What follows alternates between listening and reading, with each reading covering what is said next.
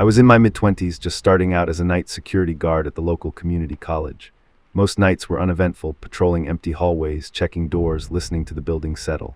It was a solitary job, perfect for someone like me who enjoyed quiet and had a bit of a night owl tendency. The campus wasn't huge and the buildings were mostly modern, but there was one older section, the Fine Arts Wing, that still had some of the original architecture. It had high ceilings, long, echoing corridors, and a strange, almost melancholic feel to it, especially after dark. This happened a few months into the job. It was a Tuesday night, quiet and still outside. I was doing my usual rounds, flashlight cutting through the dimness, the only sound my own footsteps echoing on the tile floors. I had finished checking the main buildings and was heading towards the Fine Arts Wing, which was usually the last on my route. As I approached the double doors of the arts building, I heard it. A faint, high-pitched note held for a moment, then fading. It sounded like a violin, but just a single, sustained note plucked rather than bowed. It was strange. No classes were held this late, and the practice rooms were supposed to be empty and locked. I pushed open the doors and stepped inside, my senses immediately heightened. The air in here always felt cooler. I stood just inside the entrance, listening. The sound didn't repeat. Maybe it was just the wind, I thought, finding its way through a loose window pane or vent, creating some weird acoustic effect. It was an old building, after all. I continued my patrol, walking down the main corridor past the art studios and lecture halls. My flashlight beam bounced off framed student work on the walls, casting dancing shadows. As I reached the section with the music practice rooms, I paused again. These small rooms lined a side hallway, each with a thick, soundproof door and a tiny window.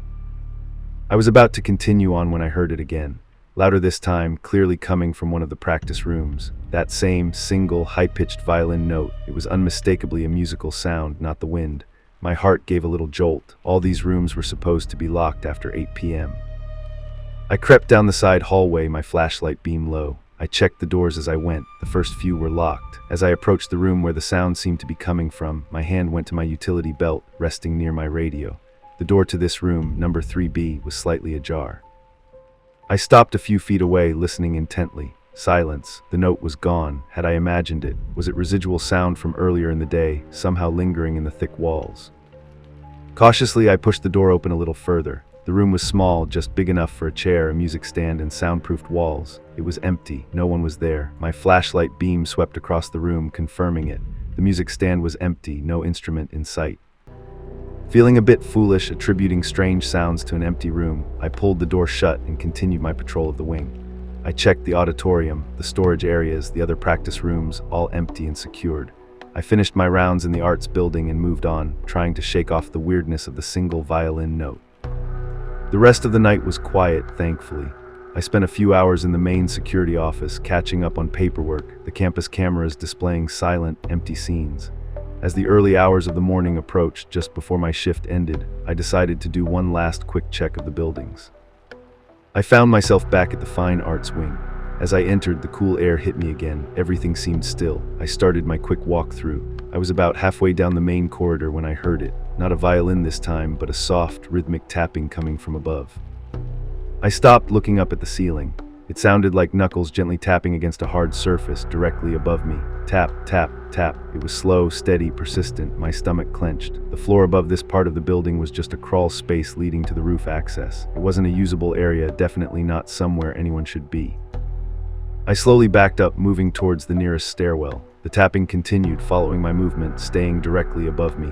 Tap, tap, tap. As I moved towards the stairs, the tapping moved with me, step for step. I felt a cold dread wash over me. This wasn't pipes or wind or the building settling. This was deliberate. Someone was in the crawl space above me, and they were following my movements. I reached the stairwell and started climbing the short flight of steps towards the roof access door. The tapping stopped as I started up the stairs. I reached the door to the crawl space landing. It was a heavy metal door, usually kept locked. My flashlight beam found the large padlock. It was still C. Kjord. I stood there, catching my breath, listening. Silence from above. Had they stopped when they heard me on the stairs? Were they waiting? I slowly, cautiously started back down the stairs. As soon as my foot touched the bottom step, the tapping resumed. Tap, tap, tap. It was back where it had been before, above the main corridor, directly over the spot I had been standing. This was too much. My hands were shaking. I pulled out my radio. Control, this is Miller. I have an unusual situation in the Fine Arts building. I quickly explained the tapping sound, that it seemed to be following me, and that the crawl space door was locked, but I believed someone was up there. Control was calm and professional. They acknowledged my report and said they were dispatching local police to assist, as this was beyond a standard security matter. They advised me to stay put, keep visual on the crawl space door, and not attempt to engage with anyone. I moved back to the main corridor, positioning myself where I could see both the entrance to the building and the stairwell leading to the crawl space, keeping a safe distance. The tapping from above had stopped again after I spoke on the radio. The building was silent once more, but it was a tense, watchful silence. Every shadow seemed deeper. Every creak of the old building made me jump. I waited, flashlight beam steady, listening for any sound. The minutes crawled by. I heard the faint, distant wail of sirens getting closer. Just as the sound of the police cars was becoming distinct outside, I heard it again from above. Not tapping this time, quick, scrambling noise like something moving fast through a confined space. Then a loud thump that reverberated through the ceiling, followed by a rapid scuffling that faded quickly towards the opposite end of the building from where I was. When the police arrived, they were thorough. They checked the entire fine arts wing again, including getting the key to the crawl space and searching up there. Nothing. The crawl space was dusty and empty. No signs that anyone had been there recently, other than the undisturbed dust patterns. The roof access hatch was still bolted from the inside. They found nothing out of place in the rest of the building either. No forced entry anywhere, no signs of squatters, nothing missing. Just an empty, silent building. Like the officers from the tapping noise, they suggested it could have been sounds traveling, the building settling, maybe an animal on the roof that sounded closer than it was. But I knew what I heard. The way the tapping followed me, the distinct scrambling sound, the final thump. It wasn't an animal, it was someone or something moving deliberately above me. The police left and my shift ended shortly after. I drove home in the pre-dawn light, exhausted and deeply unsettled. I never heard the tapping again on subsequent shifts, nor the single violin note, but the memory of those sounds, the feeling of being watched and followed in the dark silence of the old school building, stayed with me. Who was up there? How did they get in and out without a trace? What were they doing in the crawl space? And why the tapping? Was it a signal, a warning, or something else entirely? The unanswered questions are the worst part. They leave a cold, empty space in your mind, a constant reminder that sometimes the most terrifying things are the ones you can't explain, the ones that disappear back into the shadows, leaving you alone with the unsettling knowledge that you are not alone at all.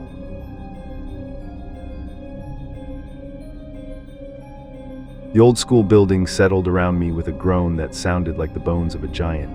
Most nights I didn't mind staying late. As a history teacher, grading papers and planning lessons in the quiet after everyone had left felt peaceful, a stark contrast to the controlled chaos of the daytime. But tonight, the silence felt heavy. My school wasn't particularly old, maybe 50 years, but it had that institutional smell of disinfectant, old paper, and something metallic, especially after dark. It was well past 9, maybe closer to 10. The last of the janitorial staff had left an hour ago, their distant clattering and occasional whistles fading into the night. My classroom was on the second floor, towards the end of a long central hallway. I had the overhead lights on, a warm pool in the otherwise dim corridor visible through the glass panel of my door. Outside my window, the town lights twinkled faintly through the autumn trees. I was deep in the essays on the Civil War when I heard it, a distant bang. It sounded like a locker door slamming shut, but it was far off, maybe on the first floor. I paused, pen in hand, just the building, I told myself. Old schools make noises, pipes, the heating system kicking in, maybe even wind rattling something. I went back to grading, making a mental note to mention the noise to the facilities manager tomorrow. A few minutes later, another sound. This one was closer, a creak that resonated down the hallway outside my door like weight being placed on an old floorboard. My classroom had newer flooring, but the hallway outside was still the original tile laid over wood. My eyes flicked to the door. Nothing in the glass panel but my own reflection in the lit hallway stretching out empty. I held my breath, listening. The creaking didn't repeat. I shook my head. Nerves, that's all. Being alone in a big, empty building at night can play tricks on your mind. I tried to focus on the essays again, but the quiet felt different now, charged with anticipation. Every small sound made me jump, the hum of the fluorescent lights, the rustle of my papers, even my own breathing seemed too loud. Then I heard it again, clearer this time, footsteps, slow, deliberate, coming from down the hallway, heading towards my classroom. Thump, pause, thump, pause. They weren't hurried like student footsteps or purposeful like a staff member on a task. They were measured, almost hesitant. I froze. My heart started a frantic drum against my ribs. Who would be here? Everyone was gone. I pushed my chair back quietly and stood up, moving silently towards the door. I peered through the glass panel again. The hallway was still empty. but the sound was closer now, just beyond the corner where the hallway turned. It sounded like they were slowing down, approaching that corner. My mind scrambled for explanations. Maybe one of the janitors forgot something and came back, but they always used the main entrance and their heavy carts made a lot of noise. These footsteps were light, almost stealthy. I stayed by the door, listening. The footsteps stopped just around the corner. The silence that followed was deafening. It felt like whoever was out there was standing still, just on the other side of the wall, listening too. The air in the classroom suddenly felt cold.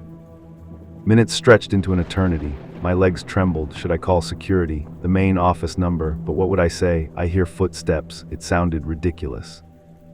And then a soft scrape. It sounded like a shoe dragging lightly against the tile floor. It moved away from the corner, back down the hallway the way it had come.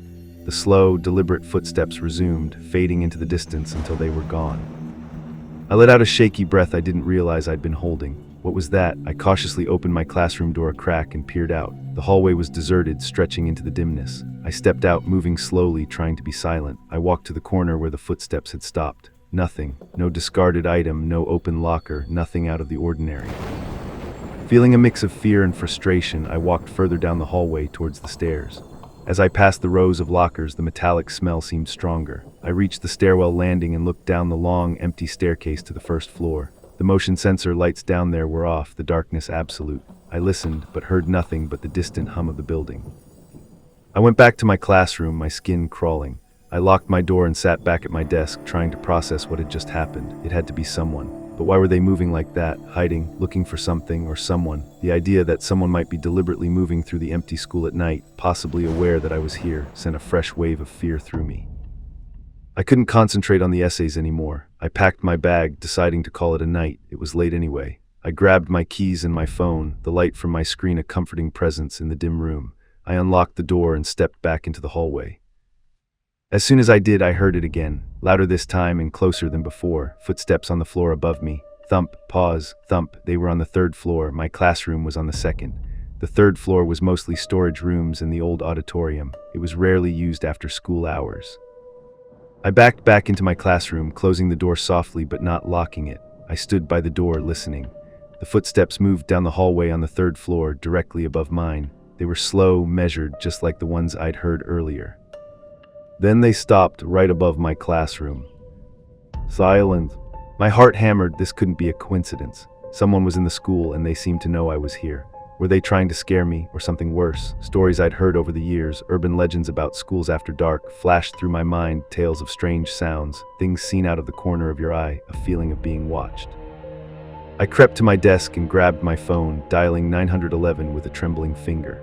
I whispered my name, the school's address, and explained that I was alone in the building and heard someone else inside. The operator was calm, asking questions, reassuring me that police were on their way. As I spoke, still whispering, the silence from the floor above was broken.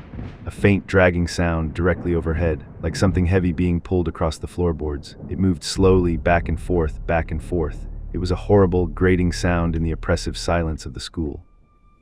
There on the floor above me, I whispered into the phone. It sounds like they're dragging something.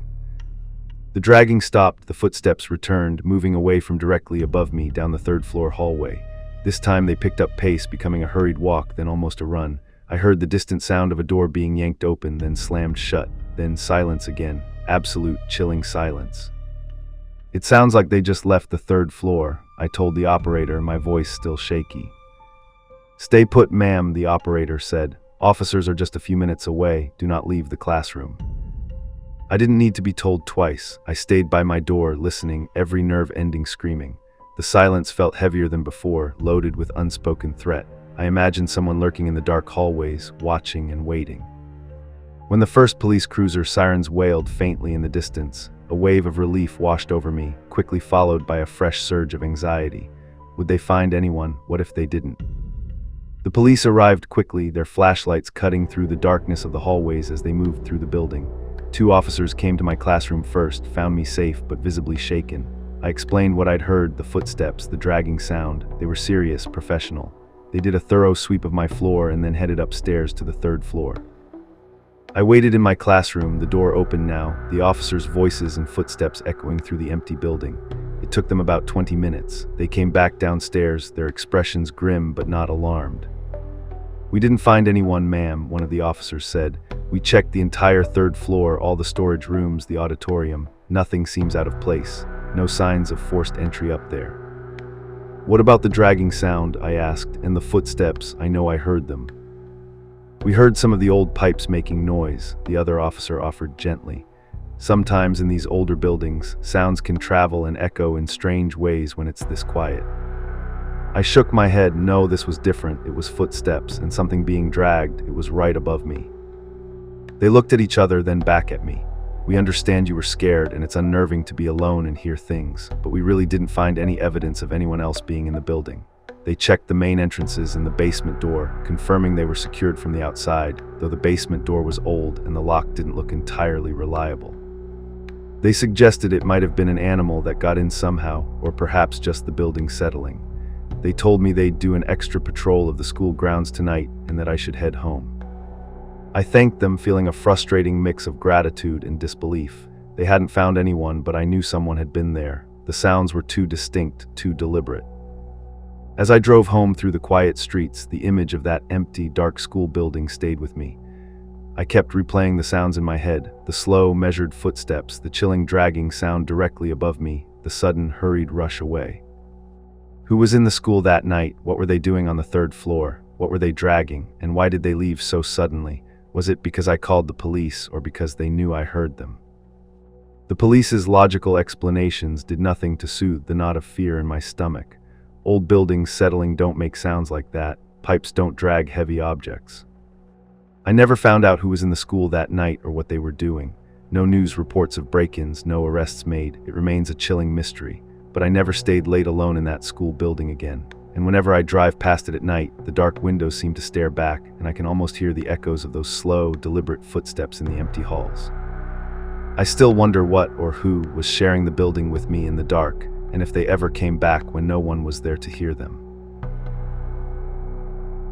I was 24 and had just moved into a rental house on the edge of town. It was a little older, maybe built in the 70s, but it was affordable and came with a decent-sized yard.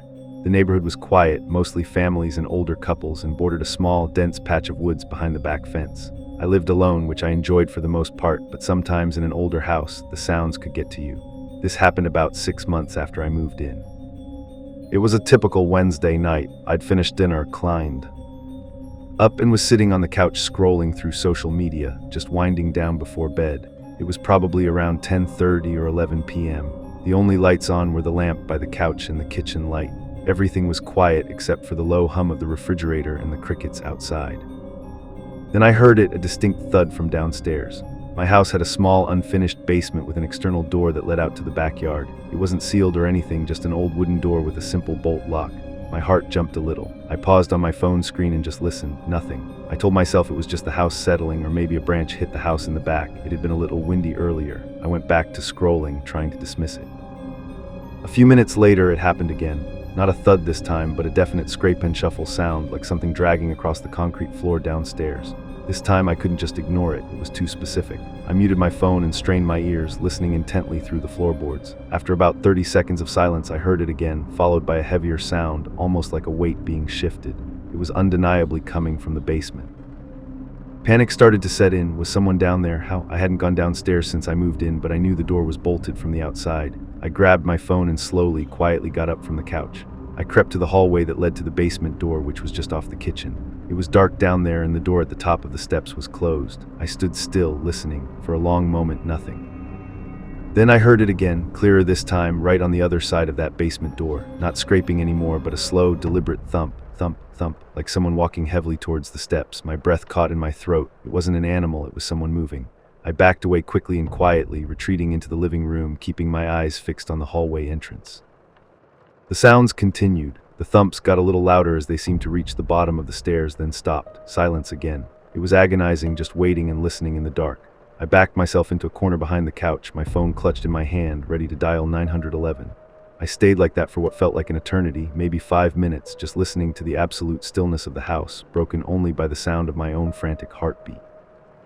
And then I heard it, a faint creak from the first step of the basement stairs, then another, slow, deliberate, coming up. They weren't running or trying to be quiet, just steadily ascending the old wooden steps.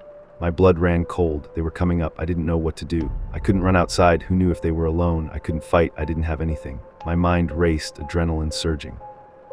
As the footsteps got closer to the top, I fumbled with my phone and quickly dialed 911, whispering my address and the situation. Someone was in my basement and coming upstairs. The operator tried to keep me calm, asking questions, but I could barely answer, my eyes wide, fixed on the dark hallway entrance. The footsteps reached the top of the stairs and paused. I could hear the old wooden door at the top handle rattling slightly, as if someone was deciding whether to open it.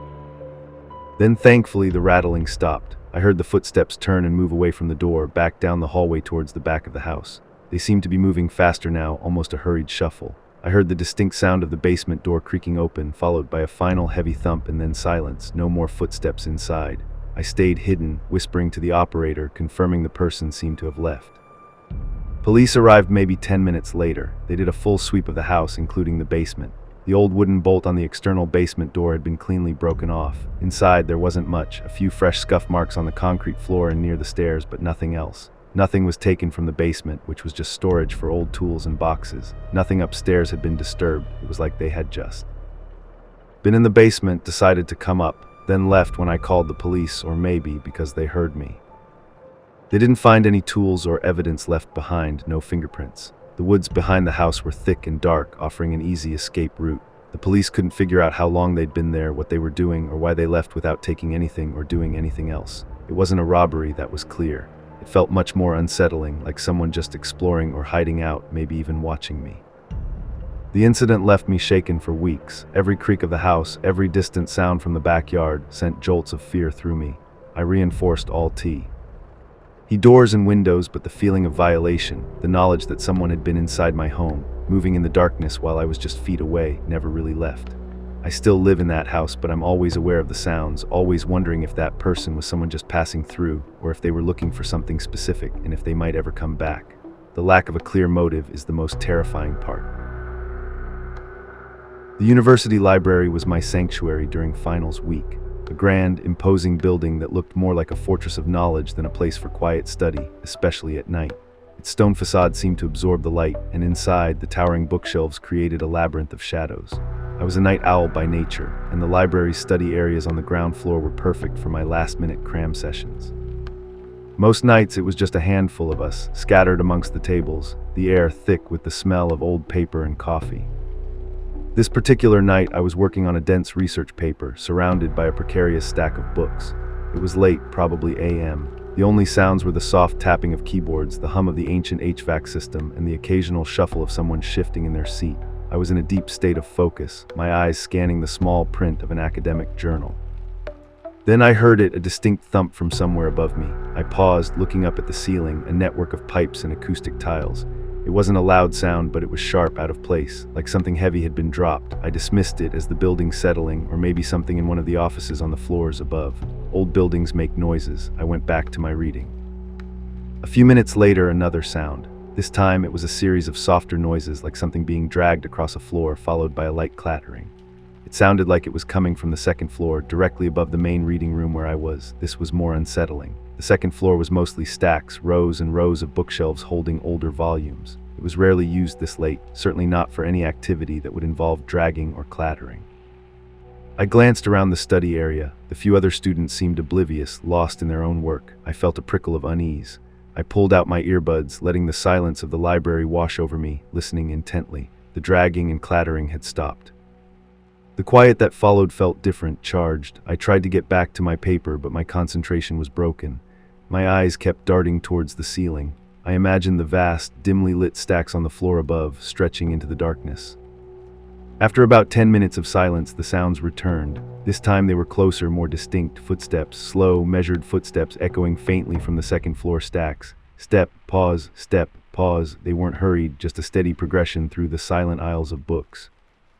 My heart started to beat faster. Who would be up there? The library staff were all gone, and access to the upper floors was usually restricted after midnight.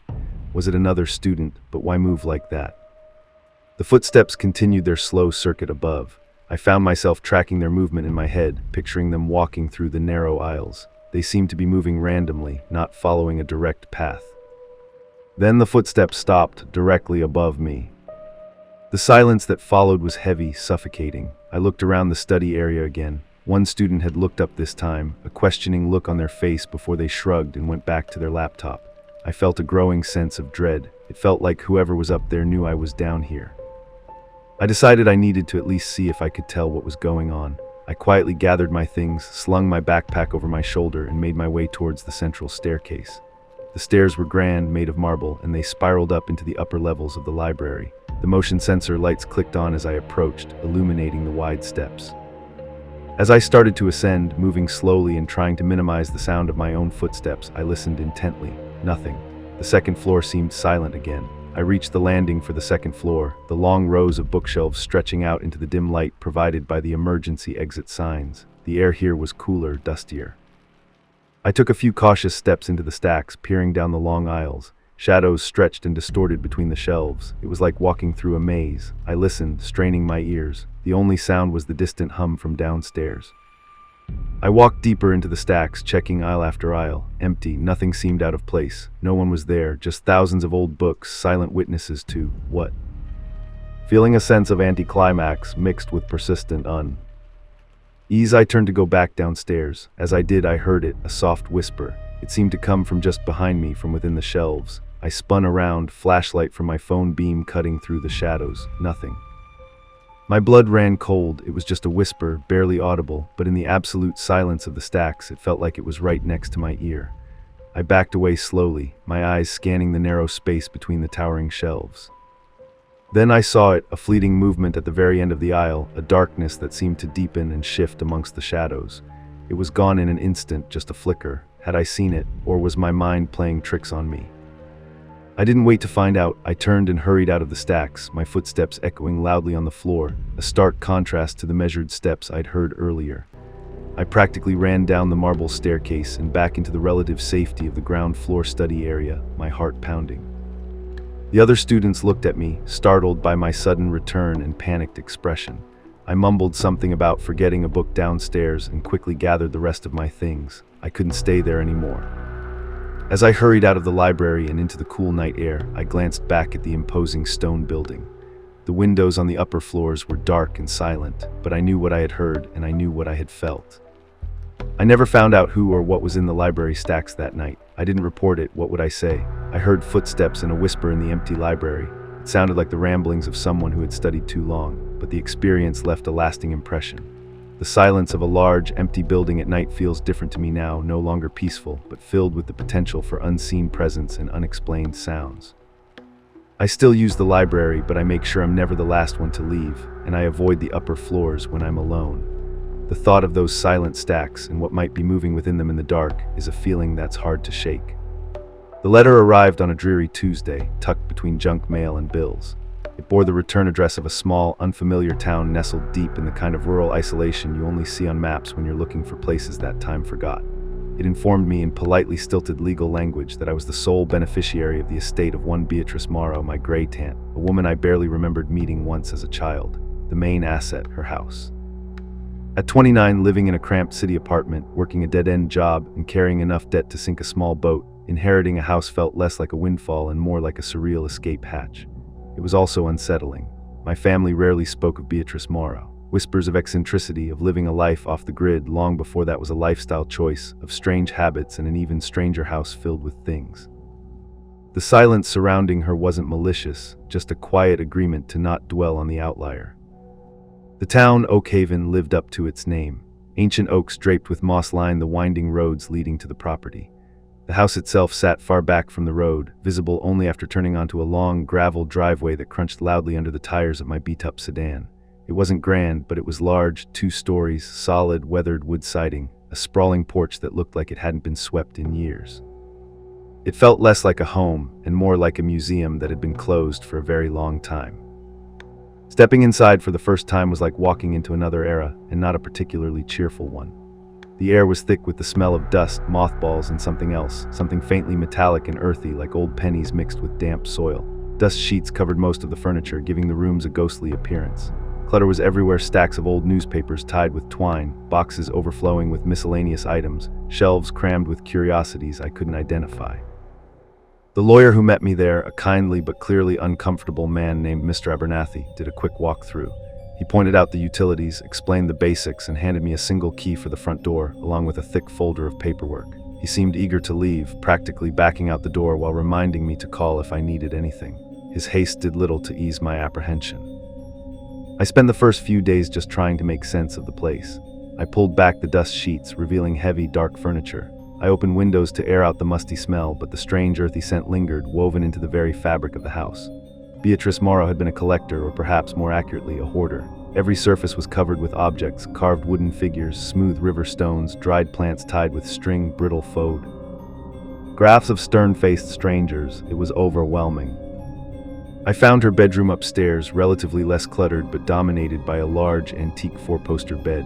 Her clothes still hung in the closet, smelling faintly of lavender and dust. On her nightstand sat a half-finished cup of tea, now a dusty, solidified ring at the bottom of the mug, and a worn leather journal. I picked it up hesitantly.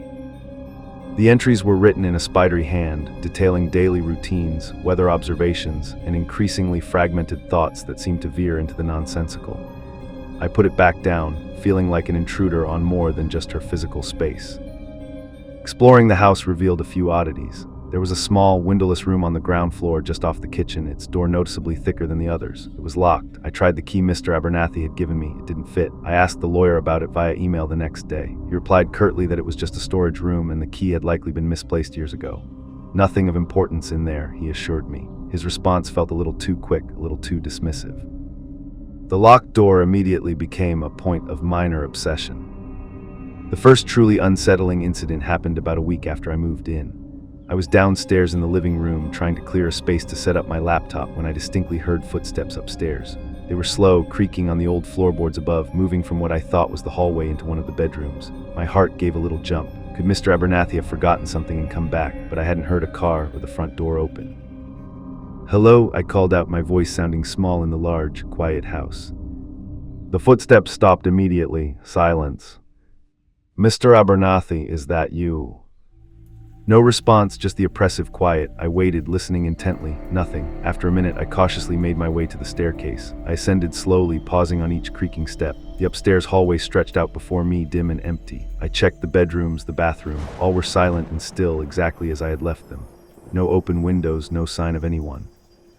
I tried to rationalize it. Old pipes expanding, wind whistling through the eaves, the house settling. But it had sounded so clearly like footsteps, human footsteps. I spent the rest of the evening feeling on edge, constantly listening. Over the next few days, the strange occurrences escalated subtly. Objects I was sure I had left in one place would be in another. My car keys, left on the kitchen counter, appeared on the dusty mantelpiece in the living room. A book I was reading, left face down on a table, was found neatly closed on a different chair. It wasn't just forgetfulness, these were places I hadn't been.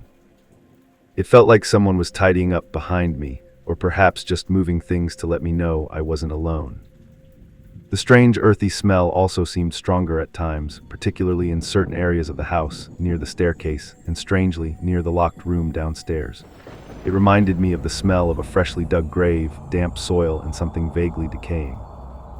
Sleep became difficult. Every creak of the house, every branch tapping against a window, sounded amplified in the dark. I started hearing noises at night that I couldn't explain, soft scraping sounds from downstairs when I was in bed, faint rustling that seemed to come from within the walls, a low, almost imperceptible whisper that would wake me from a light sleep, only to vanish when I fully awoke. I started talking to myself, trying to logically explain each event. The wind must have blown the keys, I'd mutter, even though all the doors and windows were closed. That noise was just the old plumbing, I'd tell the empty room, even when it sounded nothing like water pipes. My friend Sarah back in the city listened patiently on the phone, suggesting stress, sleep deprivation, the shock of inheriting a strange house. She meant well, but her practical explanations felt inadequate in the face of the mounting weirdness. The presence in the house felt increasingly tangible. It wasn't aggressive, not yet, but it was undeniably there. It was in the periphery of my vision, a flicker of movement I couldn't quite catch.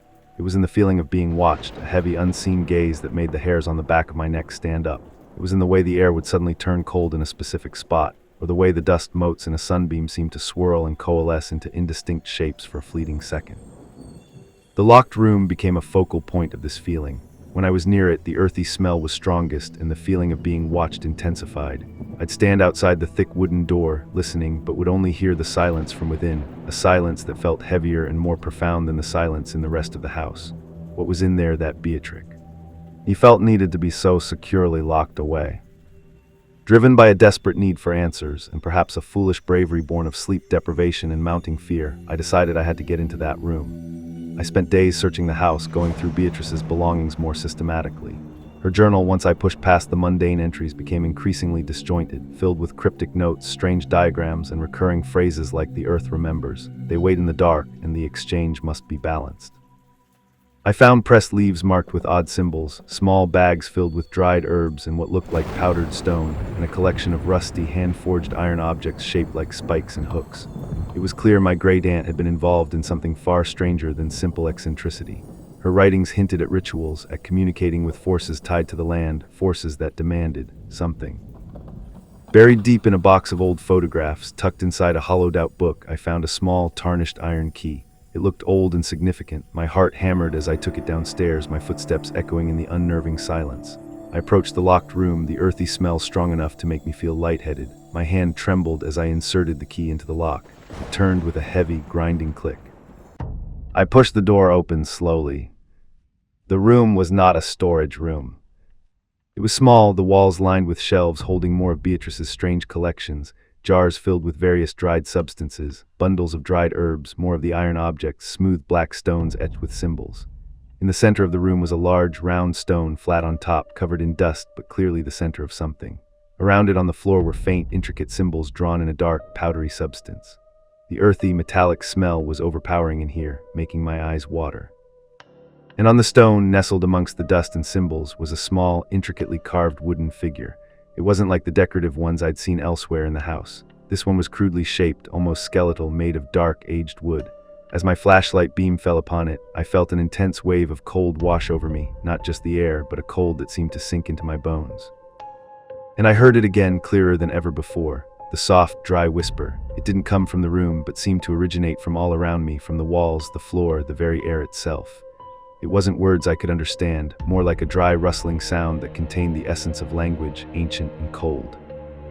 Then the dust on the floor, particularly around the central stone and the wooden figure, began to subtly shift. It wasn't disturbed by a draft, it seemed to be moving on its own, swirling in tiny eddies, tracing the lines of the symbols on the floor. The air grew colder, the earthy smell more intense. I backed out of the room slowly, the whisper seeming to follow me, growing louder, more insistent, filled with a palpable sense of ancient hunger. I slammed the thick door shut, the sound echoing violently through the quiet house, and fumbled with the key, locking it again. I leaned against the hallway wall, gasping for breath, my mind reeling. This wasn't a squatter, this wasn't pipes or wind, this was something else, something tied to this house, to Beatrice, and to that room. The journal entries, the strange objects, the symbols, they weren't just the ramblings of an eccentric, they were related to this. Fear warred with a horrible, dawning comprehension. Beatrice hadn't just lived here, she had been the caretaker of something, or perhaps something had been the caretaker of her, and the locked room was the cage, or maybe the doorway. And now, with her gone and me here, a new living presence in the house, had I inherited more than just property. That night was a descent into pure, unadulterated terror. The house, no longer just old and quiet, felt alive with a malevolent presence. The sounds weren't subtle whispers or distant footsteps anymore. They were loud, distinct, and everywhere. Heavy thuds from upstairs, doors slamming shut seemingly on their own, the sound of objects being dragged across the floor in rooms I knew were empty. The scratching returned, not just at my bedroom door, but at the windows, at the walls, a dry, relentless sound that made my teeth ache. The cold pockets in the air moved and expanded, chilling entire rooms. The earthy, metallic smell permeated everything, thick and nauseating. I stayed huddled in my locked bedroom, phone in hand, too terrified to even dial. The presence felt closer now, no longer just in the periphery, but pressing against the edges of my reality. I felt a heavy weight settle on the end of my bed, though nothing was visible. I felt a cold breath on my neck, heard the dry whisper right outside my door, a swirling sound that seemed to want to force its way in. What did it want? The hunger I had felt from the room seemed to have spread throughout the house, directed now towards me. Had Beatrice been feeding it, containing it? Was I meant to take over? The climax of the night wasn't a break-in or a physical confrontation. It was a psychological siege. The sounds escalated into a crescendo of noise, pounding, scraping, whispering, like the house itself was screaming or trying to tear itself apart. The air grew thick and heavy, making it hard to breathe. I pressed myself against the furthest wall of my room, eyes wide, watching the door, the windows, expecting to see something, anything. but seeing only the familiar shapes of my furniture in the dim light, distorted by my fear. And then, as suddenly as it began, it stopped. The pounding ceased, the scraping faded, the whispering withdrew, the intense cold lessened, leaving only the lingering chill of the old house. The silence returned, but it was different now, not just quiet, but drained, exhausted. I stayed awake until dawn, huddled under the covers, listening to the normal sounds of the house settling, no longer terrifying, but merely there. When the first rays of sunlight finally crept through my window, chasing away the deepest shadows, I felt a profound sense of relief, but also a deep, weary understanding. I couldn't stay in that house. I didn't call the police. What would I tell them? My gray dance house is haunted by an ancient entity related to dirt and whispers. They would think I was crazy. I also didn't tell Sarah the full extent of it. How could I? I packed the essential things quickly, leaving behind almost everything else, including Beatrice's journal and the key to the locked room. As I carried boxes to my car, the house felt empty again, quiet, but the strange earthy smell still clung faintly to the air. It felt like the presence was resting, dormant, waiting. As I drove away, gravel crunching under my tires one last time, I looked back at the house sitting silently under the morning sky. It looked ordinary, unassuming, but I knew what lay within its walls, what Beatrice Morrow had been living with, or perhaps for. The twist wasn't that something had broken in, it was that something had always been there, waiting for the next inheritor, the next living mind to occupy its space and awaken its ancient hunger. I never returned to Oakhaven. I sold the house remotely through Mr. Abernathy, instructing him to sell it as is, to not open the locked room under any circumstances, and to inform potential buyers that the property was unique. He didn't ask questions, just sounded relieved to be handling it. Even now, months later, living back in the noisy city, surrounded by people, I sometimes catch a faint whiff of that metallic, earthy smell when I'm alone. And in the deepest silence of the night, when the city's hum dies down, I sometimes think I can hear it, a soft, dry whisper just on the edge of hearing, a reminder that some things, once awakened, never truly go away, merely wait for silence, for solitude, for the next house, and the next inheritor to call their own. The house was empty, but I wasn't sure I was free.